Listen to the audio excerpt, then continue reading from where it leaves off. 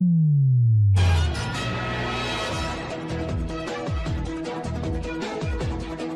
watching Sun TV, broadcasting to the world from studios in Providenciales, in the beautiful binational Turks and Caicos Islands. Sun TV, your source for real news as it happens.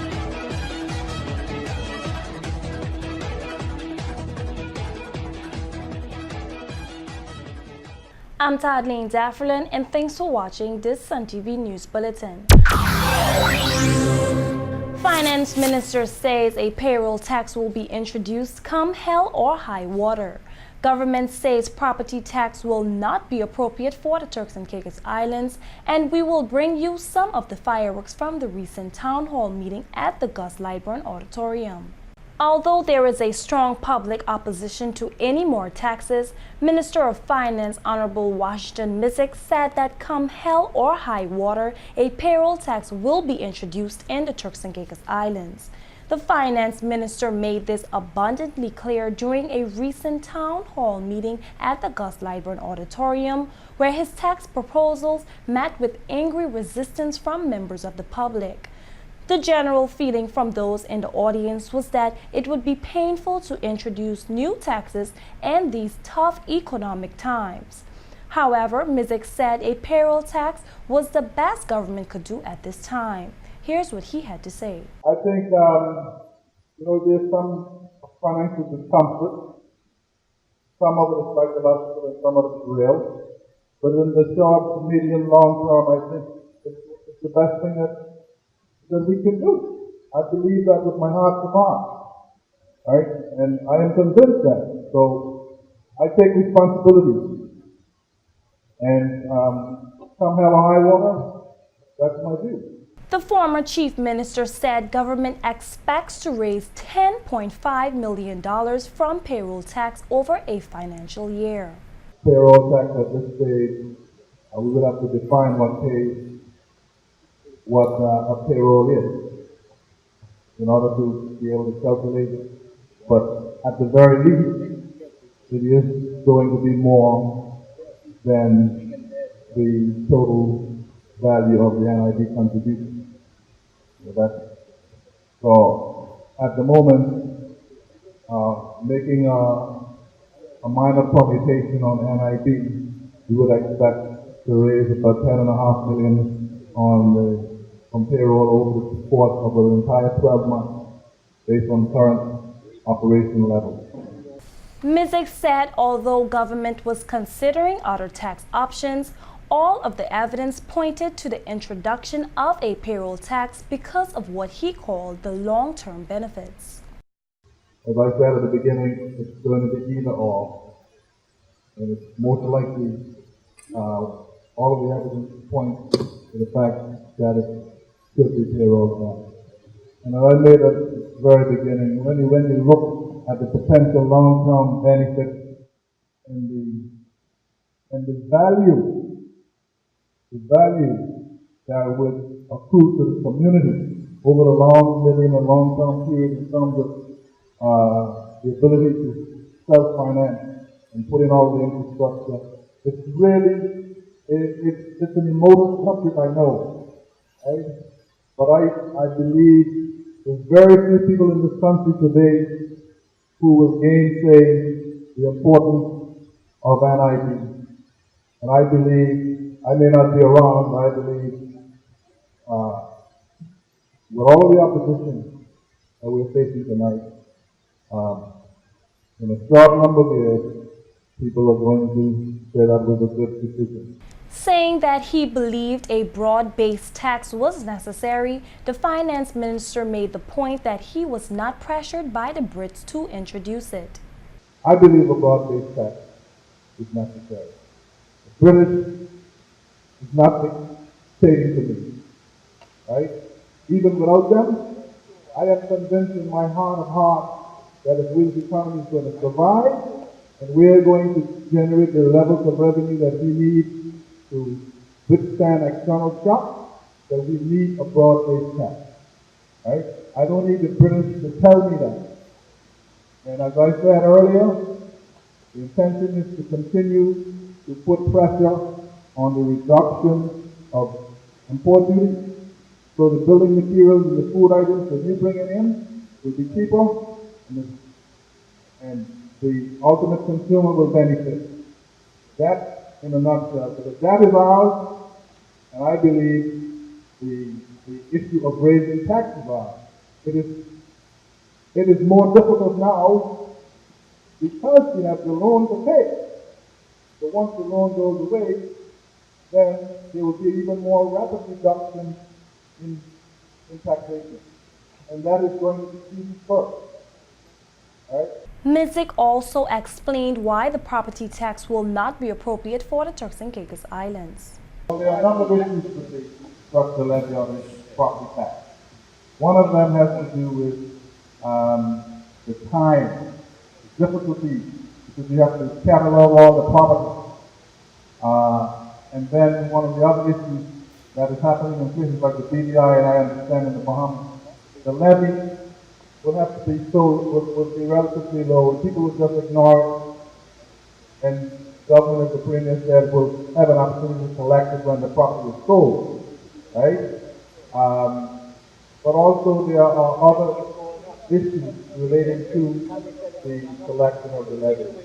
The high-end properties, because of the model that we had to use to get development going in this country and to create the jobs we have, there are the legal issues as to whether the government actually can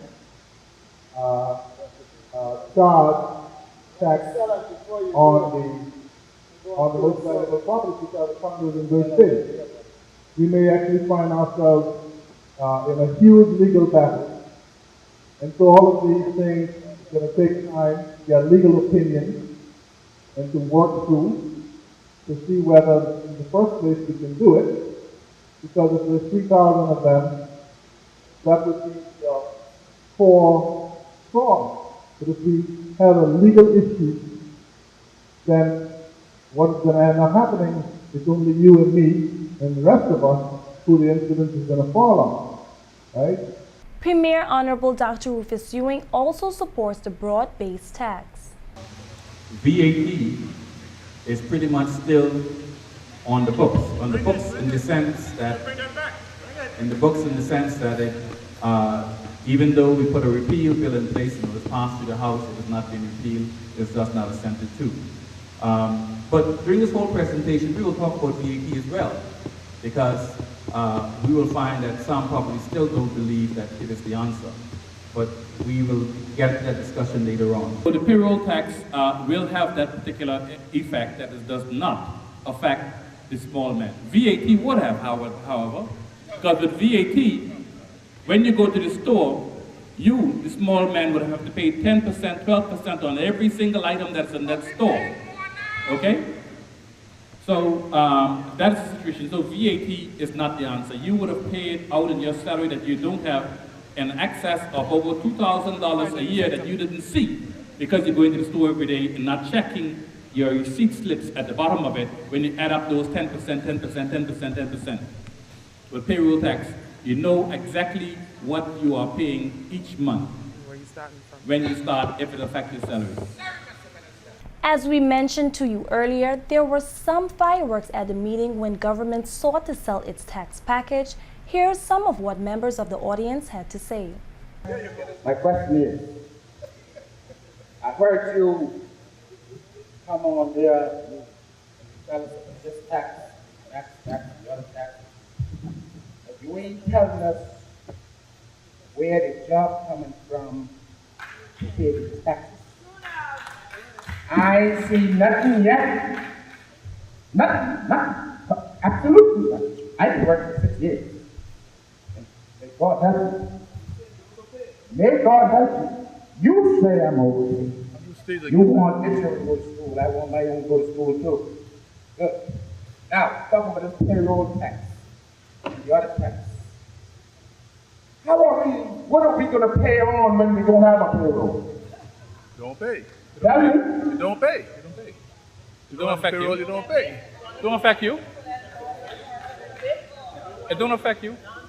So, It don't affect you. North, nothing. Exactly. What you all need to do is start putting some work this country for Turks Islanders, and I overheard my honorable minister, chief in charge, when that new job opened up there, I overheard him on the TV that he hoped that they would consider Turks Islanders. That was the strongest thing he could ever say. His position was that the Turks Islanders come first. Because we need first in the Turks and Caicos Islands. We need first. We paid all the taxes that can impose on us in a throwaway evaluated tax. Honorable Mr. Nissick, would you be able to tell the audience what the payroll tax that's collected for NHIP is each year? What the amount to pay our I don't have the NHIP number with me. I can tell you what we collected in NIV. If you want that number, I can get the NHIP number for you. NIV is $25 million in 2014-15 budget. The reason I was asking is I just wanted to know if the country really has a salary base of $265 million to raise the approximate $8 million that you need with the 3% tax.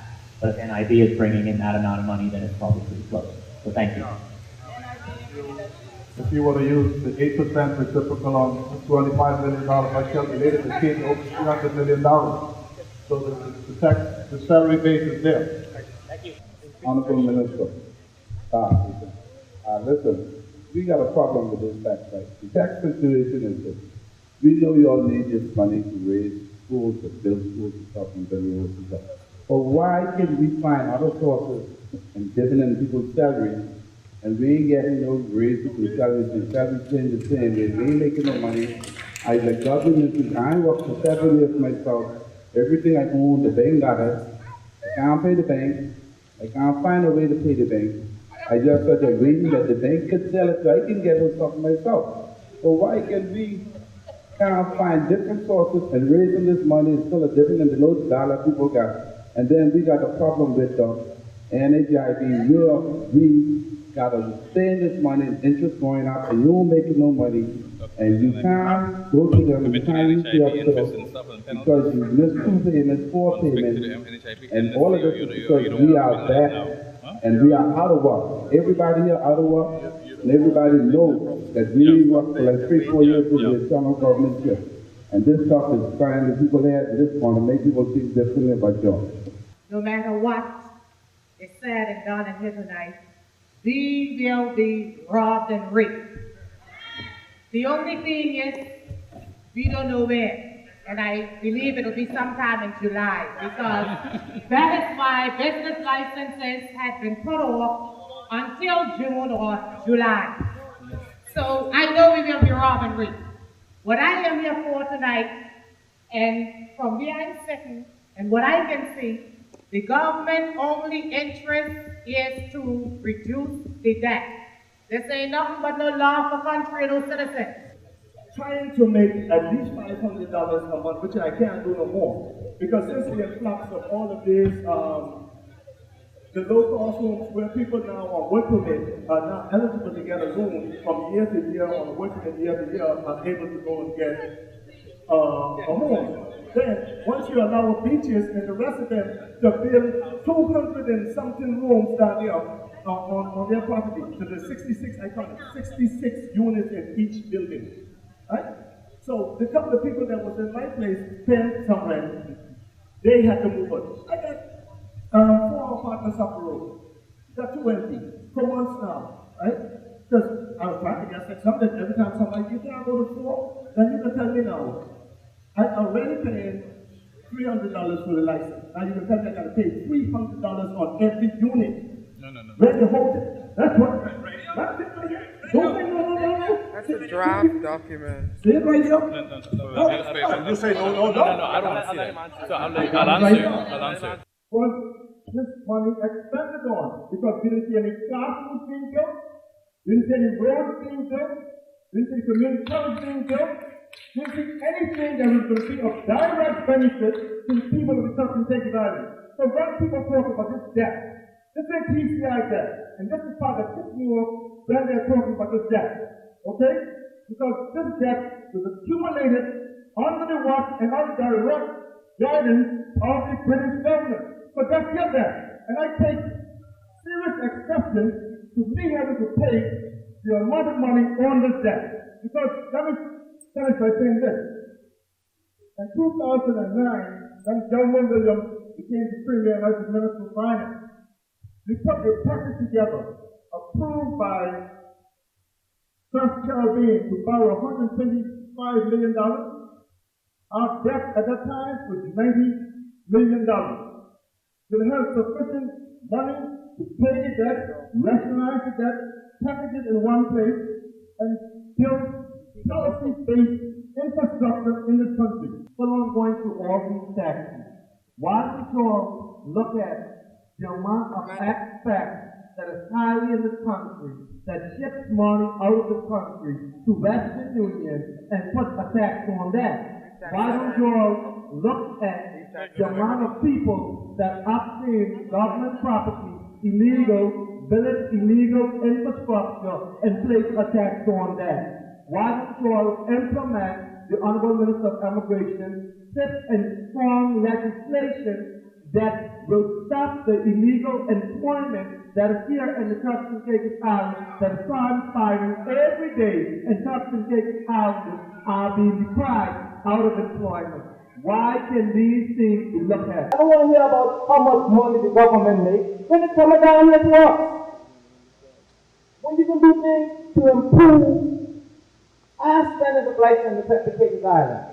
I mean, foreigners are coming in here, and I'm not against foreigners. All I'm saying, you have foreigners that come in the Turks and Caicos Islands and are living better than us. Which part of the world can we go and do that? You know, you don't need to forget about this politics, man, and the problems that we have, because guess what? People are not going to sit back forever. Here we are.